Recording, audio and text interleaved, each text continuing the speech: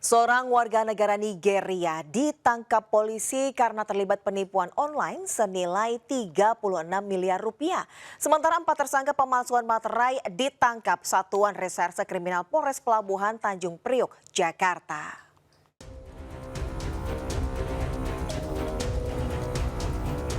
Ditras Cyber Polda Metro Jaya menangkap WNA asal Nigeria berinisial OI karena terlibat kasus penipuan online sebuah perusahaan swasta. Bersama rekannya seorang warga negara Indonesia berinisial OC yang kini buron, pelaku memanipulasi dokumen elektronik dengan menyamar sebagai tokoh terpercaya di dalam suatu organisasi. Korban telah menyetorkan 36 miliar rupiah dan rugi 1,6 miliar rupiah. Motif kedua pelaku hanya demi memenuhi kebutuhan ekonominya. Kemudian salah satu email dari salah satu pihak ini dihack atau dikuasai oleh pelaku, sehingga akhirnya pelaku berkomunikasi menggunakan email salah satu pihak yang akhirnya mengakibatkan kerugian pada korban. Selain mengamankan satu pelaku, polisi juga menyita barang bukti berupa dokumen, rekening bank, 2 unit handphone, 1 unit laptop, dan 1 unit printer. Yakni dijerat pasal berlapis dengan ancaman hukuman maksimal 12 tahun penjara dan denda maksimal 12 miliar rupiah.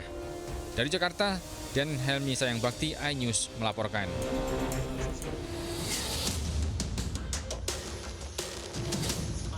Satuan Reserse Kriminal Polres Pelabuhan Tanjung Priok menggerebek rumah kontrakan yang dijadikan tempat pemalsuan materai di Bekasi, Jawa Barat. Polisi menemukan 2.000 lembar kertas materai palsu siap edar. Peredaran materai palsu ini terbongkar akibat banyaknya temuan materai palsu di kawasan Jakarta Utara. Setelah penyelidikan, polisi akhirnya menangkap 4 orang yang sudah memproduksi dan menjual materai palsu sejak Mei 2023 dan menjualnya secara daring. 2 orang tersangka merupakan pegawai percetakan yang bisa membuat materai palsu yang hingga sekilas tak beda dengan yang asli. Akibat pemalsuan materai ini, negara rugi hingga 1,5 miliar rupiah. Materai tempel nominal 10.000 palsu sebanyak 2.349 lembar atau 117.450 keping. Jika dikonversikan dengan harga jual yang... Keempat tersangka dijerat pasal berlapis dengan ancaman hukuman 7 tahun penjara. Dari Jakarta, Sofyan Firdaus, iNews melaporkan. Lokasi judi kasino berkedok tempat bermain futsal digerebek polisi di Bandung, Jawa Barat. Sementara itu saat narkoba Polres Jember menggerebek rumah kos yang dijadikan tempat peredaran narkoba.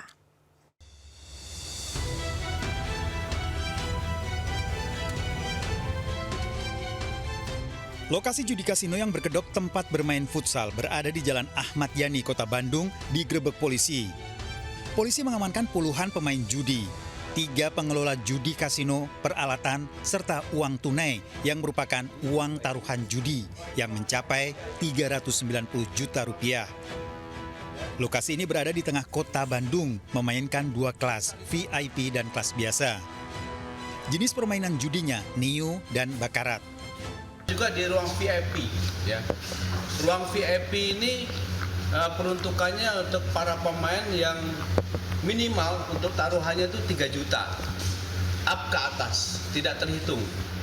Kemudian untuk yang di luar ini adalah minimal yang 300.000 ya sekali main minimal, dan up-nya 3 juta.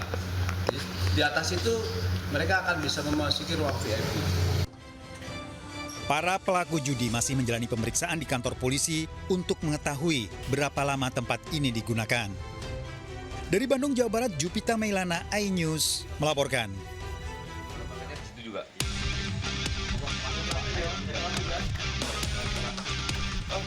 Beginilah penggerebekan rumah kos tempat persembunyian pengedar narkoba berinisial G yang tak lain mantan kepala dusun di Kecamatan Sumbersari, Jember.